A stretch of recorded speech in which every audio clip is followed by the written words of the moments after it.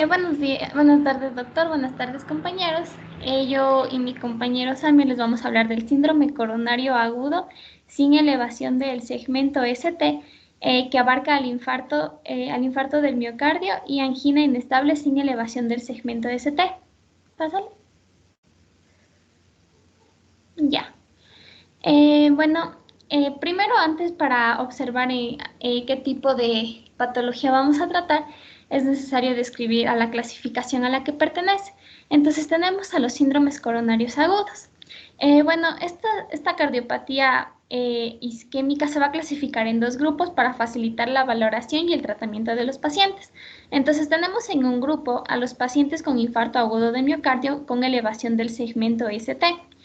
Esto se va a demostrar en su electrocardiograma inicial y a los pacientes con síndrome coronario agudo sin elevación del segmento ST, que es del cual nosotros les vamos a hablar. Bueno, este va a incluir a las personas con infarto de miocardio sin elevación del segmento ST, pero que por definición muestran manifestaciones de necrosis de miocitos, y los que tienen una angina inestable sin necrosis.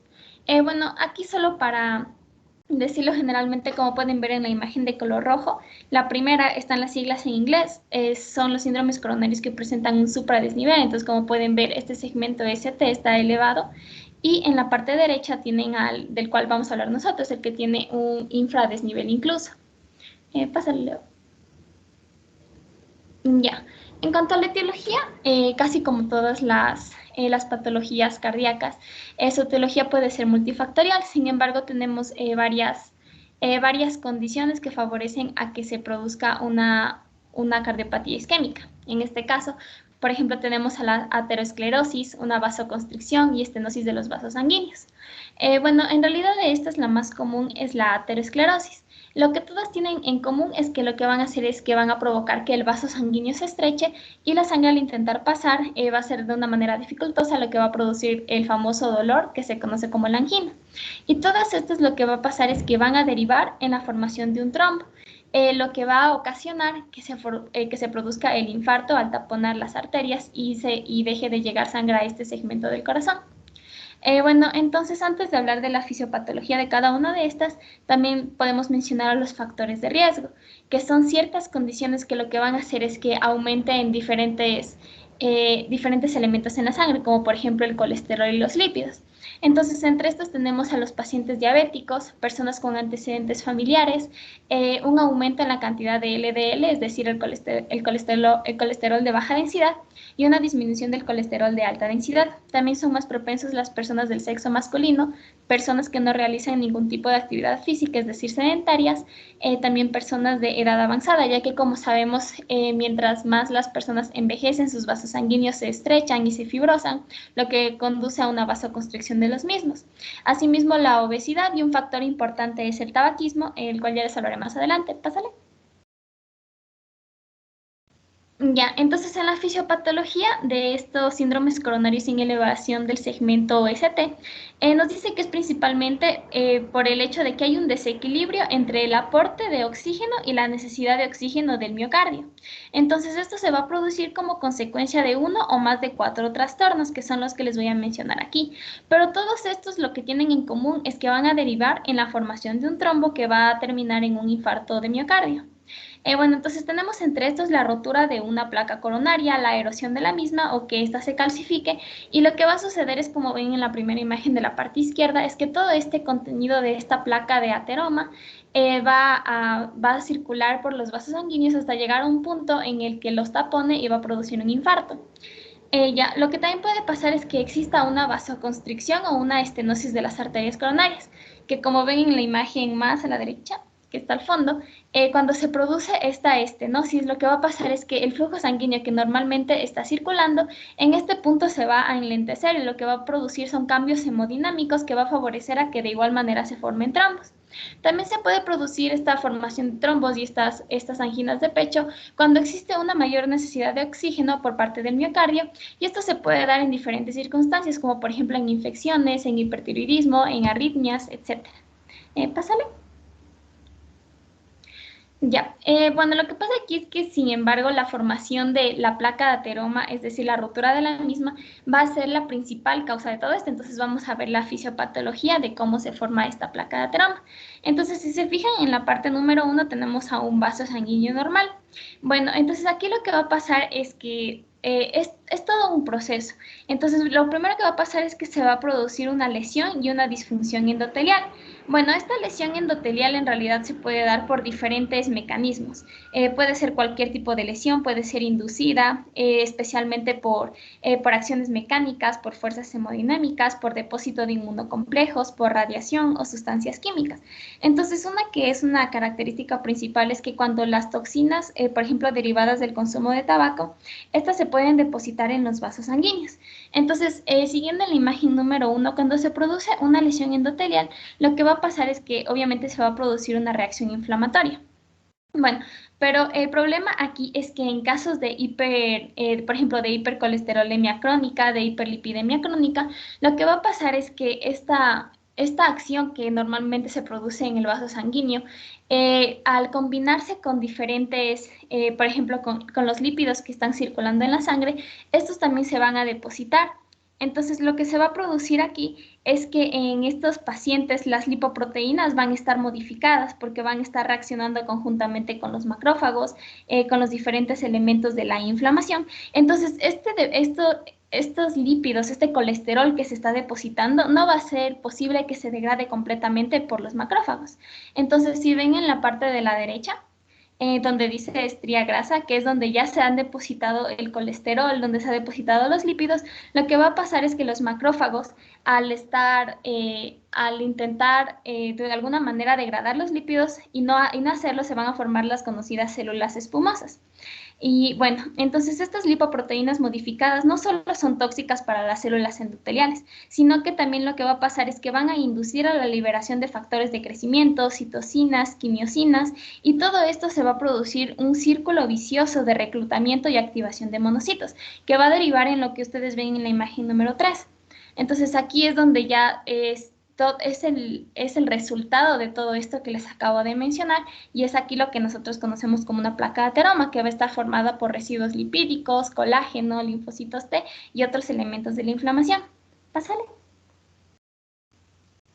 Ya, entonces aquí, ya que estamos hablando de la angina inestable, cabe destacar la diferencia que hay entre una placa estable y una placa inestable. Entonces, como ven en la imagen de la izquierda, en esta imagen, en la parte derecha, tenemos lo que es una placa estable. Entonces, bueno, esta placa estable, como pueden ver, tiene una cubierta fibrosa, pero esta cubierta fibrosa es gruesa. Entonces, esto lo que va a hacer es que actúa como protector. Entonces, este núcleo lipídico de la placa de ateroma es poco probable que salga a la luz. Y esta en realidad es una característica de las enfermedades coronarias crónicas, que de igual manera, si es que sigue aumentando y se disminuye la luz de la arteria, igual va a producir la angina, va a producir este dolor característico. Sin embargo, es mucho menos el riesgo de que se rompa. En cambio, como ven en la parte izquierda, aquí tenemos lo que es una placa vulnerable. Entonces, esta placa vulnerable va a estar expuesta a riesgos como que se produzca una rotura, una erosión, o que incluso dentro de la misma se produzca una hemorragia en el ateroma, y lo que va a producir es que su volumen sea más grande. Entonces, como ven en la parte derecha inferior, en ese cuadradito rosadito, aquí están todas las consecuencias que pueden pasar. Se puede producir una rotura, una oclusión por un trombo, ya que esta cubierta fibrosa que tiene la placa vulnerable, al ser tan delgada, lo que va a pasar es que corre el riesgo de que todo el contenido del ateroma se vaya hacia el vaso sanguíneo y lo obstruya. Y como ven en la parte superior, existe una fase preclínica, que es cuando recién se está formando esta placa, y por lo general el paciente no presenta ningún tipo de sintomatología. Pásale. Ya. Entonces, esta angina inestable la podemos clasificar. Entonces, por ejemplo, la podemos clasificar en cuándo se ha manifestado. Entonces, tenemos a las anginas inestables de reciente comienzo, que es cuando el dolor es de reciente comienzo y aparece en cualquier clase funcional. Este va a ser menor de 20 minutos y tiene menos de 2 meses de evolución. Ya también tenemos a la angina inestable progresiva. Esta angina inestable es crónica y se va a modificar sus características dentro de los últimos 2 meses con mayor frecuencia. También va a aumentar la intensidad y va a aumentar la duración del dolor. Y por último tenemos a la angina postinfarto, que es la que va a aparecer dentro de las 24 horas y hasta los 30 días después del infarto agudo de miocardio. E independientemente de las características que tenga, va a indicar inestabilidad y riesgo clínico. Ya. Y en cuanto a los mecanismos por los cuales producen su patogenia, también se puede dividir en primaria y en secundaria, ya que las primarias se van a dar por la ruptura de una placa coronaria del ateroma, la formación de un trombo no oclusivo y un vasoespasmo, que son las etiologías que ya les expliqué anteriormente. Y una causa secundaria se produce cuando son por enfermedades subyacentes, entonces puede ser un paciente que tenga enfermedad coronaria previa, un paciente con arritmia, taquicardia, bradicardia, que tenga anemia, hipertiroidismo u otra clase de infecciones, ya que como les mencioné, incluso en las infecciones, diferentes agentes infecciosos se pueden depositar sobre la endotelio de los vasos sanguíneos y puede contribuir a la formación de placas de ateromas. Pásale. Ya, entonces aquí tenemos un resumen que es la clasificación de Brownwell de la angina inestable. Entonces, como pueden ver, la clasifica según su gravedad, dividiéndola de 1, 2 y 3. Entonces, la primera en realidad corresponde a un proceso crónico. La segunda y la tercera ya corresponden a procesos agudos y subagudos. Entonces, la segunda se da cuando ya se produce el dolor, una angina en reposo dentro del mes anterior, pero no existe una angina pasada las 48 horas previas.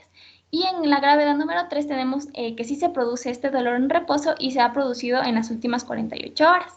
Y en cuanto a la situación clínica, es básicamente lo que les expliqué, que pueden ser primarias o secundarias. Entonces, en la parte que dice A, nos dice que aparece como resultado de una enfermedad extracardíaca. Entonces, esta sería una angina inestable secundaria. En la parte B, dice que aparece sin enfermedades extracardíacas, que sería la primaria, como por ejemplo esta formación de ateromas o la existencia de un trombo. Y la C, que es la que se produce, como ya les expliqué, después de un infarto agudo de miocardio. Pásale. Ya, entonces tenemos la presentación clínica, pásale, que va a contribuir al diagnóstico. Entonces tenemos las manifestaciones clínicas. Entonces, de forma típica se va a producir lo que se conoce como una molestia retroesternal, la cual es intensa y va a tener de característica que posee al menos uno de los siguientes componentes que ya les voy a mencionar. Entonces, en el primero es que va a aparecer en reposo o al menos con un mínimo esfuerzo y que va a durar, tiene una duración mayor a 10 minutos. Ya, otro elemento que va a aparecer es que su inicio es relativamente reciente, es decir, que puede ocurrir en el curso de las 2 semanas anteriores, porque recordemos que estamos hablando de síndromes agudos. Y la tercera, que sigue un patrón que va aumentando, es decir, que va creciendo. Es mucho más intenso, o sea, aumenta su densidad, aumenta su duración y es más frecuente que los episodios los episodios previos. Entonces, esto colabora al diagnóstico, pero sin embargo, si un paciente presenta todas estas características, no es suficiente, ya que este se va a confirmar con biomarcadores. Entonces, esta molestia retroesternal, que a menudo tiene la intensidad suficiente para ser descrita como un dolor típicamente, también se va a percibir en la región del brazo izquierdo, el hombro del mismo lado y también se puede extender hasta el cuello o la mandíbula. Una característica que puede suceder también es que pueden surgir pacientes que no presenten las características que les mencioné, esta molestia retroesternal. Entonces, lo que se va a producir es que el paciente va a presentar equivalentes anginosos, como por ejemplo disnea, molestias epigástricas, náuseas o debilidad. Pásale. Ya, en cuanto a la exploración física, los signos que podemos encontrar en el paciente es que si la persona muestra un gran área de isquemia del miocardio, pero o sea, abarca una gran parte del miocardio, entonces ahí sí se van a presentar diferentes signos, como por ejemplo diaforesis, piel pálida y fría, taquicardia sinusal. También otra cosa que mencionaba es que se puede escuchar el tercer o cuarto ruido cardíaco o incluso los dos al mismo tiempo, y al auscultar los pulmones se van a escuchar estertores en las bases pulmonares y en ocasiones algunos pacientes presentan hipotensión. Pásale.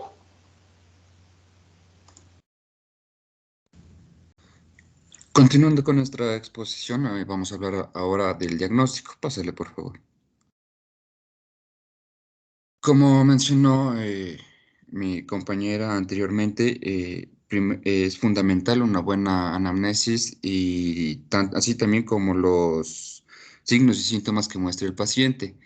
Pero también se van a necesitar exámenes que puedan comprobar nuestra sospecha diagnóstica. En el primer caso tenemos el electrocardiograma, que va a ser un análisis de 12 derivaciones en la sala de urgencias. Esto va a ser tanto con dolor y después de aliviado, en donde se va a observar un descenso del segmento ST en un tercio de los pacientes. Este puede ser transitorio, que no muestren signos de biomarcadores de necrosis del miocardio o puedan también persistir cuando se observa un infarto de miocardio sin elevación del segmento ST.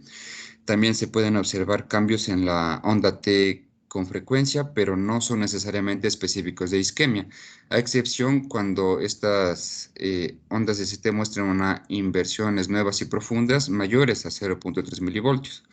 Pásale, por favor.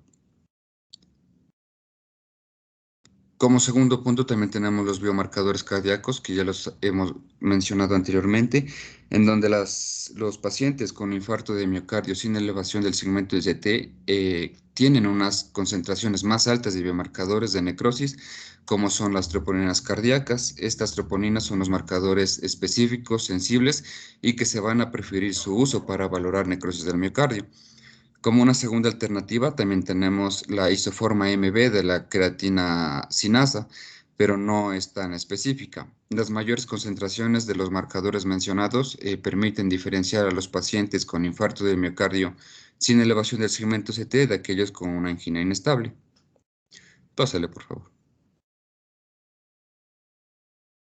Pásale.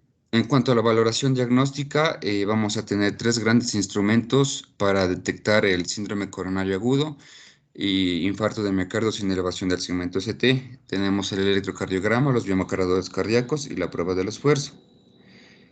También en casos dudosos puede ser útil la angiotomografía computarizada de coronarias con el fin de mejorar la precisión y la validez diagnósticas.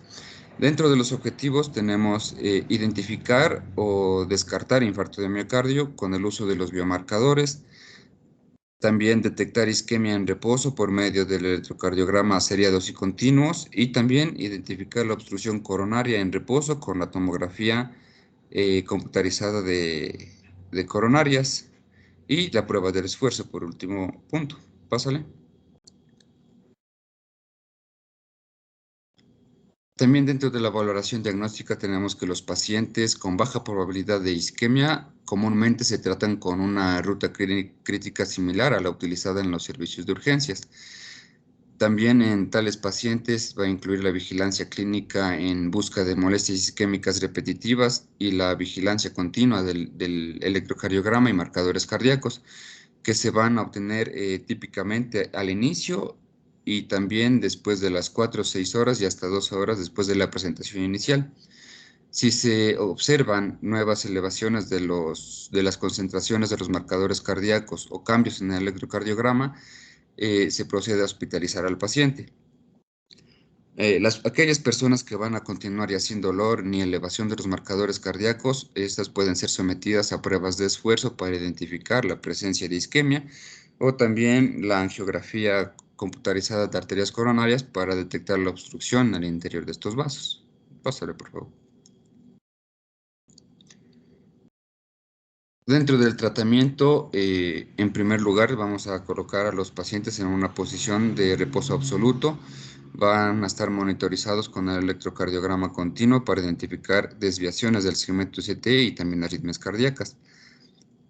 Puede ser permisible la deambulación de estos pacientes si es que no existen recidivas de la isquemia, como son los síntomas y también cambios en el electrocardiograma, y tampoco un aumento en la concentración de los biomarcadores de necrosis cardíaca durante las 12 a 24 horas. Este tratamiento va a comprender en dos fases, una fase aguda y una fase a largo plazo. La fase aguda se va a orientar exclusivamente a los síntomas clínicos y la estabilización del paciente, mientras que la fase a largo plazo van a incluir medidas dirigidas a evitar tanto la evolución de la enfermedad y también la ruptura o erosión de las placas de ateroma. Siguiente, por favor. Tenemos en primer lugar el tratamiento antiisquémico. Este es con el objetivo de obtener un alivio y evitar la recidiva de las molestias propias de la isquemia. Las medidas iniciales van a ser el reposo absoluto, como ya mencioné anteriormente, también va a ser el uso de nitratos y de antagonistas beta-adrenérgicos, así también como oxígeno en pacientes cuya saturación arterial es menor a 90%. Siguiente, por favor. Como fármacos vamos a tener a los nitratos y a los antagonistas beta-adrenérgicos. Dentro de los nitratos, estos deben administrarse en primer lugar por vía sublingual o por un spray bucal cuando exista la presencia de dolor isquémico. Si esta molestia del dolor persiste después de 3 dosis aplicadas con una diferencia de 5 minutos, se recomienda también el uso de nitroglicerina intravenosa. Una vez que se ha dado esta nitroglicerina intravenosa, también se puede usar los nitratos tópicos o orales cuando este dolor ya se haya resuelto o haya desaparecido. Como contraindicaciones para el uso de los nitratos tenemos la hipotensión o el uso también de inhibidores de la 5-fosfodiesterasa, como son el sildenafilo, el vardenafilo y el tadalafilo. Pásale, por favor. Dentro de los antagonistas beta-adrenérgicos, estos de igual manera son fármacos básicos en el tratamiento antiisquémico. Su uso puede comenzar por vía intravenosa en aquellas personas con una isquemia profunda, pero está contraindicada en pacientes con insuficiencia cardíaca aguda o grave, disminución del gasto cardíaco, hipotensión y también como es el bloqueo auriculoventricular de alto grado o un broncoespasmo activo. Generalmente se va a recomendar el uso de estos bloqueadores beta por vía oral, orientado a una frecuencia cardíaca entre 50 y 60 latidos por minuto. Aquellas personas que no muestren mejoría, es decir, que van a presentar síntomas y signos y también con el electrocardiograma persistentes de isquemia, se puede recibir nitratos y beta bloqueadores en dosis completas y se va a recomendar el uso de administración de antagonistas de los canales de calcio como el verapamilo y el ditiazem. Pásale, por favor. Dentro del tratamiento antitrombótico vamos a tener dos grupos de fármacos, los fármacos antiplaquetarios y los anticoagulantes. Dentro de los antiplaquetarios, el tratamiento inicial siempre va a ser el uso del ácido acetilsalicílico, ya que es un inhibidor de la ciclooxigenasa y con una dosis mínima de 162 miligramos, siempre en un preparado de acción rápida. Posteriormente se pueden administrar dosis menores como es de 75 a 100 miligramos diarios, ya que permiten conservar la eficacia y también pueden ocasionar un riesgo menor de hemorragia. Como contraindicaciones tenemos la hemorragia activa intensa o también alergias al ácido acetilsalicílico. En caso de que el paciente no tenga un riesgo de hemorragia, también se puede administrar un antagonista P2Y12 plaquetario para evitar la activación de los trombocitos. Como ejemplo de este grupo farmacológico tenemos al clopidogrel, que va a ser un fármaco inactivo y va a ser biotransformado a su metabolito activo. La dosis inicial de este va a ser de 600 o 300 miligramos diarios y de mantenimiento van a ser 75 miligramos al día. Cabe mencionar que cuando existe la combinación entre ácido acetilsalicílico y el clopidogrel es llamado el tratamiento antiplaquetario doble y este tratamiento debe mantenerse durante al menos un año en aquellos pacientes con síndrome coronario agudo sin elevación del segmento ST. En cuanto a los anticoagulantes, tenemos varios grupos para este tipo de tratamiento. Entre ellos tenemos la heparina no fraccionada, las heparinas de bajo peso molecular, la vivalirudina y el inhibidor directo del factor 10 activado. En cuanto a la heparina no fraccionada, siempre ha constituido como un elemento básico del tratamiento. Dentro de la heparina de bajo peso molecular mencionamos a la enoxaparina, la vivalirudina es un inhibidor directo de la trombina que tiene una eficacia similar a la heparina no fraccionada o a las heparinas de bajo peso molecular, pero que tienen un riesgo menor de hemorragia y pueden utilizarse antes de la intervención coronaria percutánea. Y por último, el inhibidor indirecto del factor 10 activado, como es el fondaparinux, tiene una eficacia equivalente a la enoxaparina, pero de igual manera va a llevar un riesgo menor de hemorragia intensa. Eso sería todo.